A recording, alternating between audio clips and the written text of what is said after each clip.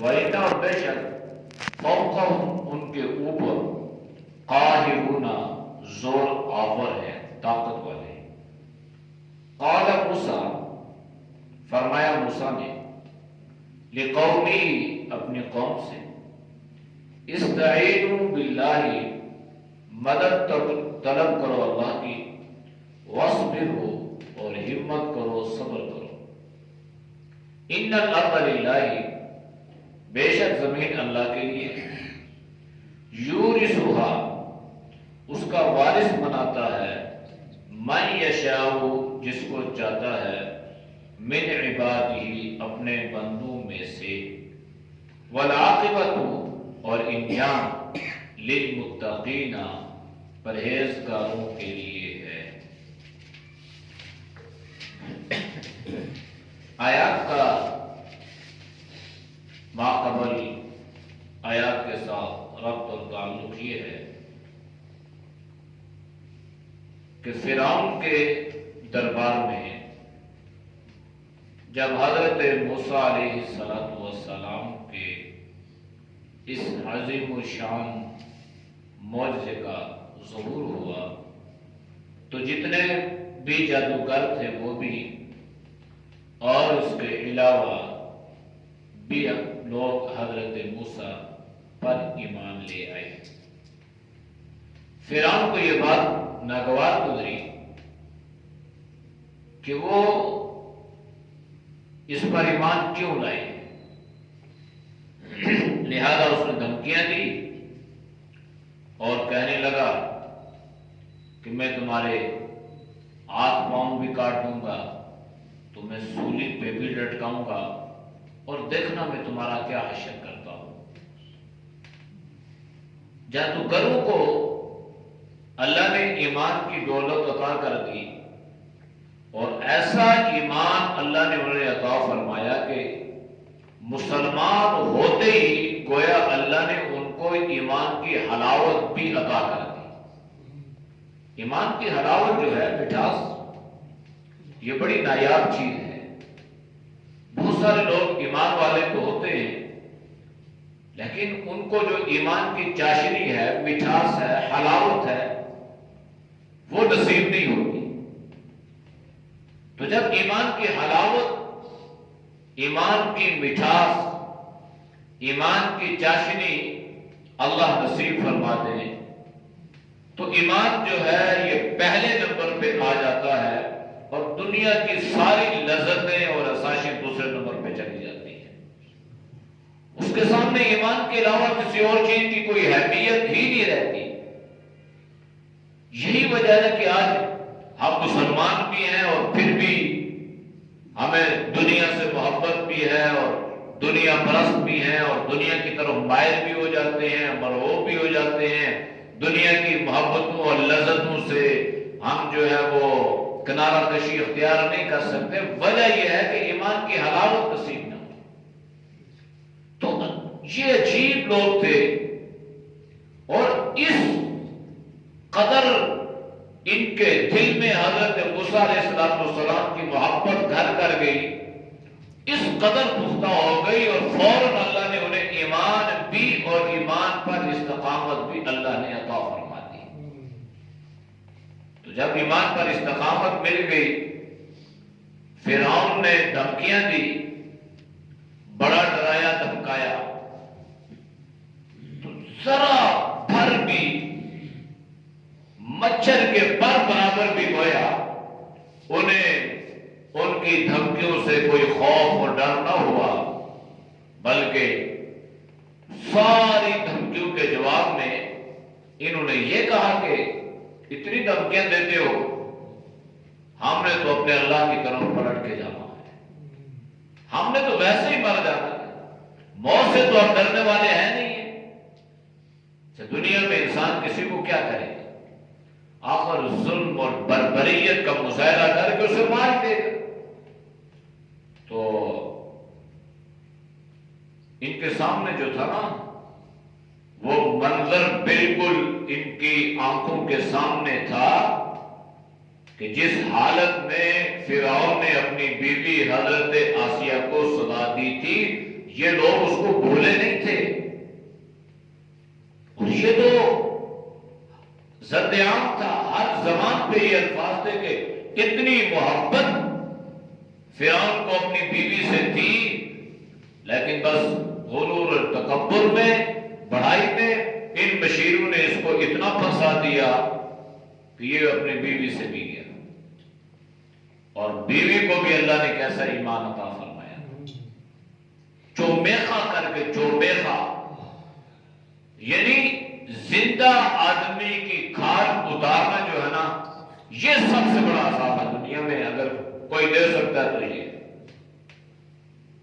اب زندہ آدمی کی کھال اتاری جا رہی ہے، ہاتھوں میں پاؤں میں کیلیں ٹھونسی جا رہی ہیں، اور اس کیفیت میں دنیا کا بہترین خوبصورت محل حضرت آسیہ کی آنکھوں کے سامنے کر دیا جاتا ہے، اور کہا یہ جاتا ہے کہ اگر اب بھی تم موسیٰ سے پھر جاؤ اور میرے اوپر تم ایمان لے آؤ اور میری ربوبیت کا اقرار کر لو تو یہ تمہارے لیے ہے، یہ جو سامنے محل نظر آ رہا ہے یہ میں نے تیرے لیے تعمیر کروایا ہے، یہ تیرا محل ہے اگر تم میری ربوبیت کے قائل ہو جاؤ۔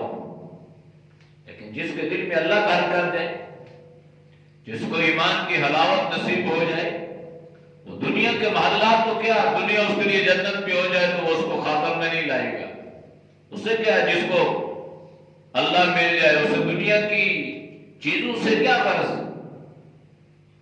جب وہ محل سامنے ہوا اور کہا یہ گیا کہ یہ تیرا ہے، تو حضرت آسیہ کی زبان سے اللہ نے قالت رب ابن لی عندک بیتا فی الجنہ، فرمانے لگی اللہ مجھے اس کا یہ بوسیدہ محل نہیں چاہیے جس کو عروج نہیں ہے، زوال ہے، آخرت میں ایک دن یہ مٹی میں خاک میں مل جانے والا ہے، اللہ مجھے اس کا محل نہیں چاہیے، میں تیرے پاس جنت میں محل چاہتی ہوں، ربی ابن لی عندک بیتا فی الجنہ، اللہ مجھے تیرے پاس جنت میں گھر چاہیے، تو اللہ نے گھر دے دیا۔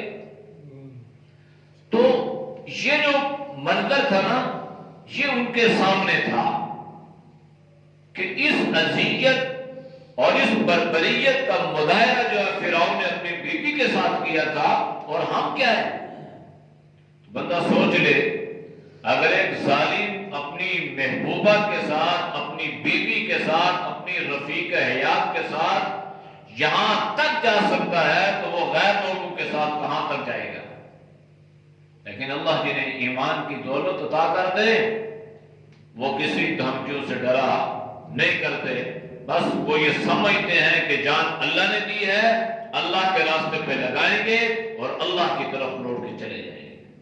جادوگروں نے اور ان سارے اہل ایمان نے کیا کہا، اِنَّا إِلَىٰ رَبِّنَا مُنْقَلِبُونَ، ہم نے تو اللہ کی طرف جانا ہے، زیادہ سے زیادہ مار دو گے اور کیا کرو گے، شہید ہو جائیں گے، اللہ سے ملاقات ہو جائے گی۔ وَمَا تَنْقِمُ مِنَّا إِلَّا أَنْ آمَنَّا بِآيَاتِ رَبِّنَا لَمَّا جَاءَتْنَا، کہنے لگے یہ اہل ایمان، اب یہ جادوگر نہیں رہے، اب یہ اہل ایمان ہو گئے۔ پہلے تو جادوگروں کی حیثیت سے آئے تھے نا، دشمن کی حیثیت سے آئے تھے، اب یہ سارے اپنے ہو گئے۔ یہ اللہ کا نظام ہے، یہ اللہ کی تدبیر ہے، اور اللہ کی جو تدبیر ہوتی ہے نا وہ ساری تدبیروں پر غالب ہوتی ہے۔ حضرت عمر وہ قاتل بن کے آ رہے تھے، قاتل قتل کے نیت سے، اور اللہ نے ان کو عادل بنا دیا۔ یہ اللہ کی تقسیم ہے۔ تو جادوگر اب جادوگر نہیں اہل ایمان، تو انہوں نے کیا کہا، فرعون کو کہنے لگے کہ بھائی تمہاری ہمارے ساتھ جو دشمنی ہے نا وہ کوئی جائیداد کی نہیں ہے، جاگیروں کی نہیں ہے، دنیا کی دولتوں کی نہیں ہے، یا حکومت یا سلطنت کی نہیں ہے، وہ اس وجہ سے ہے کہ ہم اپنے رب کی نشانیوں پر ایمان لا چکے ہیں۔ اور تب ایمان لائے لما جاءتنا، جب وہ نشانیاں ہمارے پاس پہنچ چکی اور ان نشانیوں کو ہم نے اپنی آنکھوں سے دیکھ لیا۔ وہ نشانی کیا تھی؟ یہی تو معجزہ تھا۔ اب اللہ کی تدبیر تھی نا، بلایا کس لیے تھا، آئے کس لیے تھے، اللہ نے کر کے دیا۔ جو کہہ رہے تھے فرعون سے کیا ملے گا، درباری بن جاؤ گے، مقرب بن جاؤ گے، بجائے فرعون کے مقرب بننے کے اللہ نے ان کو اپنا مقرب بنا لیا۔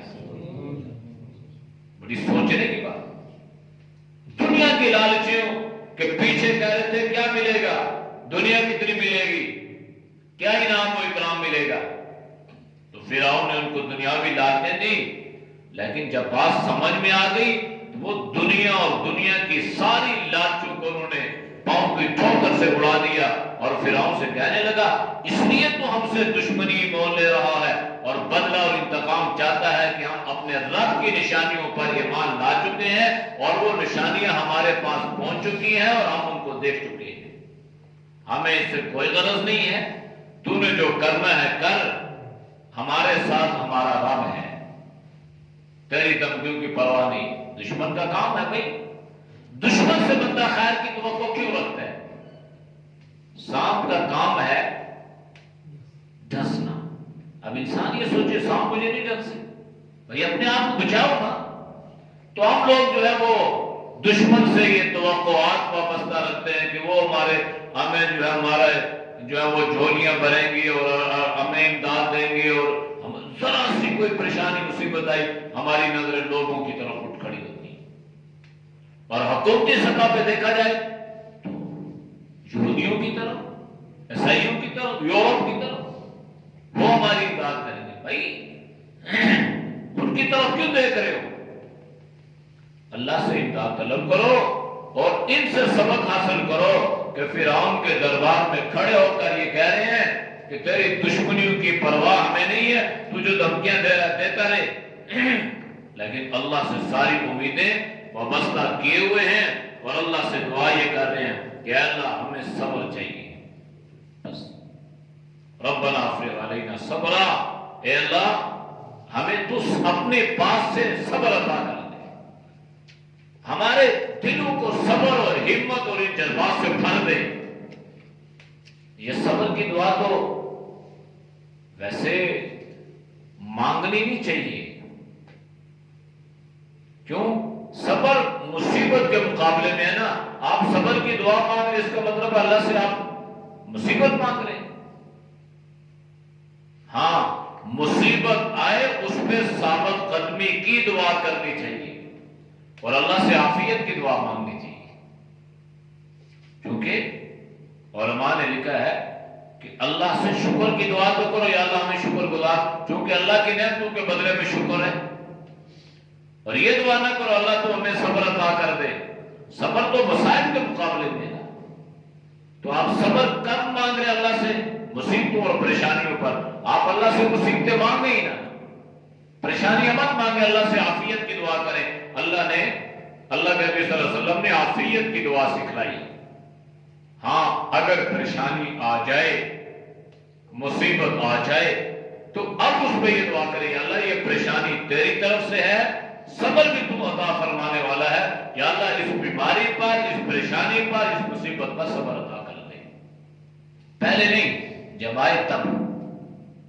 تو اب یہ سوچ رہے تھے کہ بھائی اب مصیبت تو آ چکی ہے، پریشانی تو ہمارے سر پہ آ چکی ہے نا، یہ طاقتور ظالم اور جابر آدمی ہے اور یہ کہتا ہے کرتا بھی ہے، یہ اتنا کڑخان ہے کہ اس نے ربوبیت کا دعویٰ کیا ہوا ہے، یہ ہمیں کدھر چھوڑے گا، اس نے اپنی بیوی کو نہیں چھوڑا۔ تو کہنے لگے بھائی ہمیں تیری دھمکیوں کی پرواہ نہیں ہے، تیری دھمکیوں کے مقابلے میں ہم اپنے اللہ سے صبر کی دعا کرتے ہیں، اللہ میں صبر دے، وَتَوَفَّنَا مُسْلِمِينَ، اور اللہ ہمیں موت اس حالت میں عطا کر دے کہ جب ہم دنیا سے رخصت ہوں تو حالت ایمان پر موت آئے۔ یہ سب سے بڑی کامیابی ہے، حالت ایمان پر موت کا آنا یہ سب سے بڑی کامیابی ہے۔ اس لیے کوئی پتہ نہیں ہوتا. ایک حدیث میں اللہ کے نبی نے فرمایا کہ ساری زندگی انسان نیک اعمال کرتا ہے، ایمان پر ہے، نیک اعمال کر رہا ہے، آخر میں اس نے کوئی ایسا عمل کر لیا کہ اس نے اپنی ساری زندگی پر پانی پھیر دیا، سارے اعمال پہ پانی پھیر دیا، اور بجائے جنت میں جانے کے اس نے اپنے اوپر جہنم کو واجب کر دیا. پتہ نہیں.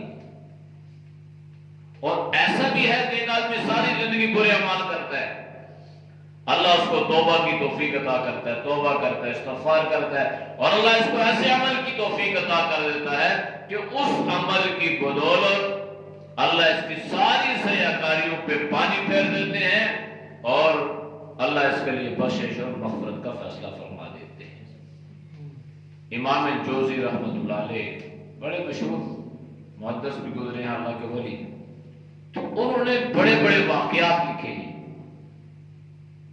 اس نوعیت کے کہ کبھی بھی انسان اپنے ایمان پر، اعمال پر، اپنے علم پر بھروسہ نہ کرے، کیونکہ شیطان اس کا دشمن ہے، اور دشمن جو ہے یہ آخر تک انسان کا پیچھا کرتا ہے، چھوڑتا نہیں ہے. تو اس لیے جو ہے ایمان پر خاتمہ یہ بڑی کامیابی ہے. اور اپنی دعاؤں میں یہ بھی ضرور اللہ سے مانگا کریں کہ یا اللہ تقوی طہارت والی زندگی اور ایمان والی موت، بس یہ بڑی سعادت اور بڑی کامیابی ہے. جب یہ معاملہ ہو گیا نا تو اب وہ درباری جو تھے نا انہیں تو مزید موقع مل گیا، اور وقال الملأ، اور کہا سرداروں نے، من قوم فرعون، جو قوم فرعون سے تھے، یعنی فرعون کی قوم میں سے تھے، درباری تھے اس کی قوم میں سے تھے، کیا کہنے لگے؟ اتذر موسیٰ وقومہ، کیا تم موسیٰ کو اور اس کی قوم کو یوں ہی چھوڑ دے گا؟ ان کا کوئی احتساب نہیں کرے گا؟ وجہ کیا بنی؟ وجہ یہ بنی، عجیب بات دیکھیں، سوچنے کی بات یہ ہے کہ یہ جو جادوگر سارے لوگ جو ایمان لائے تھے نا، ذریعہ حضرت موسیٰ بنے تھے. اب چاہیے تو یہ تھا کہ دھمکی دیتا حضرت موسیٰ کو، حضرت ہارون کو، لیکن ان کو بالکل بھول گیا اور دھمکیاں دے رہا ہے ان کو. تھا بڑا سیاسی آدمی نا، لیکن سیاسی آدمیوں کی عقل پہ بھی تو اللہ پردہ ڈال دیتا ہے. پہلے تو اس نے سیاسی چال چلی، دھمکیاں تو دی اس نے، فوراً روب اور دبدبا تو ڈالنے کی کوشش کی، لیکن اس کا سارا رخ توپوں کا ان کی طرف موڑ گیا، اور جو اصل ذریعہ تھے ان کی طرف اس نے دھیان ہی نہیں کیا. اور یہ بات محسوس کی درباریوں نے، اور درباریوں نے یہاں پہ جو ہے نا وہ تیل پہ کیا کرنا، آگ پہ تیل چھڑکنے والی بات کی، اور کہنے لگے اچھا یہ جی بادشاہ بھائی تو تیرا سارا رخ جو ہے وہ ان لوگوں کی طرف پھر گیا ہے، یہ جو موسیٰ ہے اور اس کا جو بھائی ہے یا قوم ہے، ان کو تو چھوڑ دے گا، ان کے بارے میں تو نے کچھ نہیں کہا، نہ ان کو تو نے ہاتھ کاٹنے کی دھمکی دی، نہ پاؤں کاٹنے کی دھمکی دی، نہ قتل کی دھمکی دی، تو نے تو ان کے بارے میں کچھ الفاظ ہی نہیں کہے، اور تیرا سارا رخ ان لوگوں کی طرف مڑ گیا. اب یہ درباری بولے تو کہنے لگے اچھا اگر تو نے ان کو چھوڑ دیا نا موسیٰ اور اس کی قوم کو، تو یہ کیا کریں گے؟ لِيُفْسِدُوا فِي الْأَرْضِ، یہ زمین پر فساد کریں گے، زمین پر فسادی بنے گے. اچھا فسادی تو خود تھے، اور کہہ یہ رہے کہ یہ فساد کریں. اب یہاں پر ان درباریوں نے فرعون کو یہ شے دلوائی، جس کو کہتے ہیں شے دلوانا، اٹھانا، چاپلوسیاں کرنا. کہنے لگے اگر تم نے چھوڑ دیا تو یہ فساد کریں گے. مطلب یہ ہے کہ یہ فسادی ہے، تو فسادی نہیں ہے. جو سب سے بڑا فسادی تھا نا زمین پر، جس نے قتل و غارت کا بازار گرم کیا ہوا تھا، اور پہلے وہ کئی ہزار بچوں کو قتل کروا چکا تھا، وہ تو فسادی نہیں تھا. اب یہ کہنے لگے کہ حضرت موسیٰ اور یہ فسادی ہیں، لہذا یہ زمین پر فساد کریں گے، ان کو چھوڑنا نہیں ہے. جیسے آج کے لوگوں تمہیں یہود و نصارہ علماء کہ یہ فسادی ہے. بھئی فسادی کیسے ہیں؟ یہ جہاد کا نام لیتے. تو انہوں نے مسلمانوں کی طرف یہ رخ پھیرا اور مسلمانوں کو طرف انہوں نے یہ جو دنیا ہے نا، دنیا یہ اس امت کا بہت بڑا فتنہ ہے. دولت کا منہ کھولا اور ان سے کہا کہ بھائی ہم نصاب کے لیے نا کچھ دینا چاہتے ہیں، آپ کے نصاب میں کچھ تبدیلیاں. انہوں نے کہا بالکل ٹھیک ہے. وہ فنڈنگ ہونا شروع ہو گئی، نصاب میں تبدیلیاں ہونا شروع ہو گئی. وہ جتنی صورتیں جہاد کے متعلق تھی یا جتنی آیات تھی نا، آہستہ آہستہ کر کے وہ ساری نکلتی جا رہی ہیں. کچھ نکل چکی ہیں، کچھ نکلتی جا رہی ہیں. آئے دن اس میں ترامیم ہوتی جا رہی ہے نصاب میں. ان کو کیا غرض؟ وہ چاہتے ہیں کہ مسلمانوں میں جذبہ جہاد نہ رہے، مسلمان بالکل مردہ ہو جائے. بس وہ یہ سمجھے کہ میں نے نماز پڑھ لی ہے، بس باقی جو مرضی ہے وہ ہمیں سے کوئی غلط نہیں ہے. حالانکہ جہاد بھی تو اسلام کا ایک رکن ہے. جہاد بھی فرض عین ہے مسلمانوں پر، جس طرح نماز فرض ہوتی ہے اسی طرح. لیکن اس کی تھوڑی سی نوعیتیں تبدیل ہوتی رہتی ہیں. کبھی فرض کفایہ رہتا ہے، کبھی فرض عین ہو جاتا ہے، کبھی نہیں ہوتا ساری امت پر. تو اللہ کے نبی نے تو فرمایا کہ ساری زندگی جہاد تو جاری رہے گا، جہاد المادین لا یوم القیامہ. لیکن یہ پیسہ چلا تو مسلمانوں کو انہوں نے خریدا تو گھر کو آگ لگی گھر کے چراغ سے. اسلام کو جب بھی نقصان پہنچا نا، وہ غیر اتنا نہیں پہنچاتا ہے جتنا ہم خود اسلام کو نقصان پہنچاتے ہیں. یہ تحریک جہاد جو تھی، شاہ ولی اللہ محدث دہلوی رحمۃ اللہ علیہ اور اس کے سرخیر سید شاہ اسماعیل شہید اور سید احمد شہید اور شاہ عبدالعزیز محدث دہلوی، یہ جتنے خاندان والے لوگ تھے، ان میں جو مقام شہادت پر فائز ہوئے، شاہ اسماعیل شہید، یہ بالا کوٹ کے پہاڑوں پہ ان کا مزار. تو یہ دشمن نے آ کے گولی ان کو نہیں ماری تھی، اپنے پہ کی تھی، اپنوں نے ان کے ساتھ یہ غداری کی تھی. تو یہ ہوتا کیوں؟ وہ بکے، مال دولت عہدے منصب بادشاہ لالچیں، تو یہ ساری چیزیں. تو اب یہ لوگ یہ سمجھے نا درباری کہ ہم فرعون کا رخ ذرا اس طرف موڑے نا تاکہ ہمیں بھی اس پر کوئی انعام و اکرام مل جائے اور اس موقع سے ہم بھی فائدہ اٹھا لیں.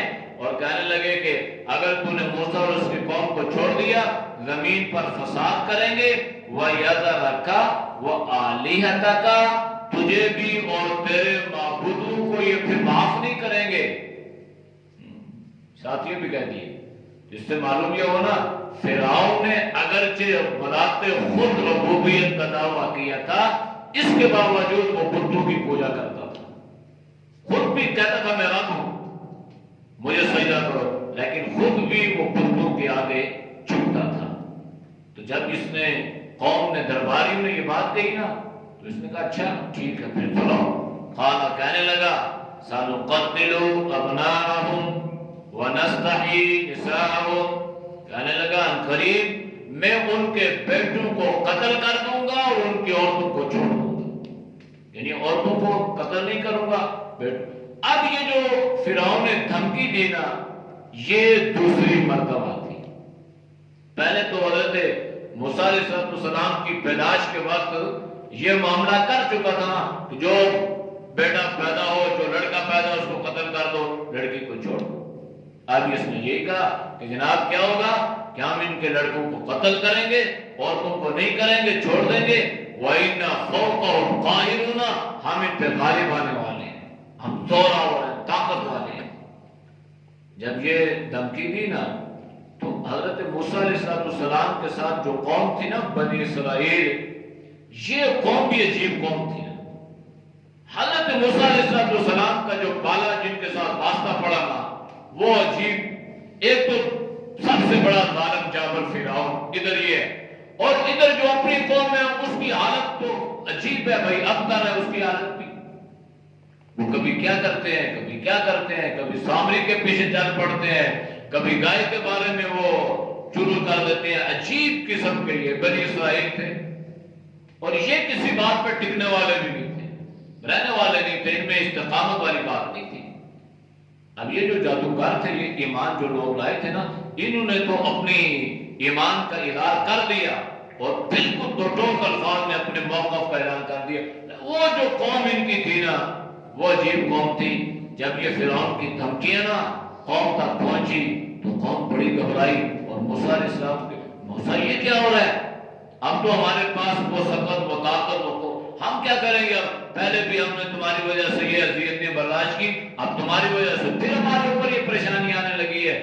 تو حضرت موسیٰ نے قوم کے سامنے فرمایا، قال موسیٰ، فرمایا موسیٰ نے لقومی، اپنی قوم سے کیا کرو؟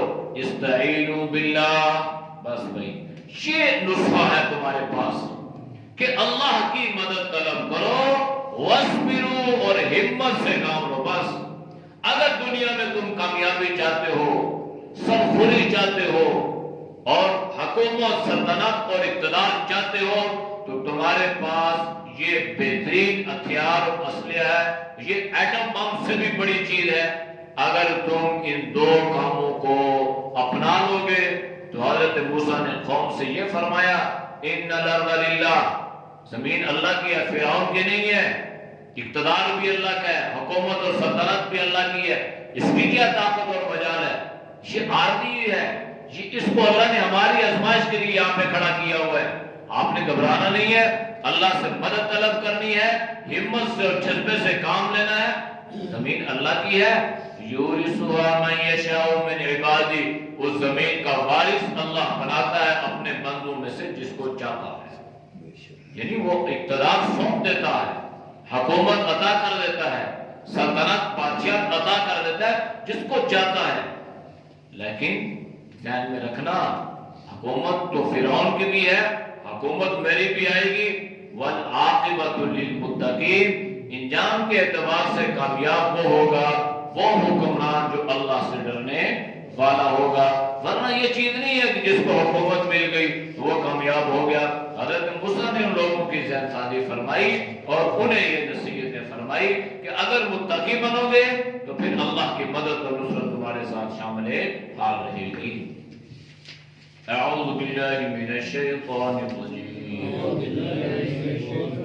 بسم اللہ الرحمن الرحیم، وما تنقم منا إلا أن آمنا بآيات ربنا لما جاءتنا ربنا أفرغ علينا صبرا وتوفنا مسلمين۔ وقال الملأ من قوم فرعون أتذر موسى وقومه ليفسدوا في الأرض ويذرك وآلهتك قال سنقتل أبناءهم ونستحيي نساءهم وإنا فوقهم قاهرون۔ قال موسى لقومه استعينوا بالله واصبروا إن الأرض لله يورثها من يشاء من عباده والعاقبة للمتقين۔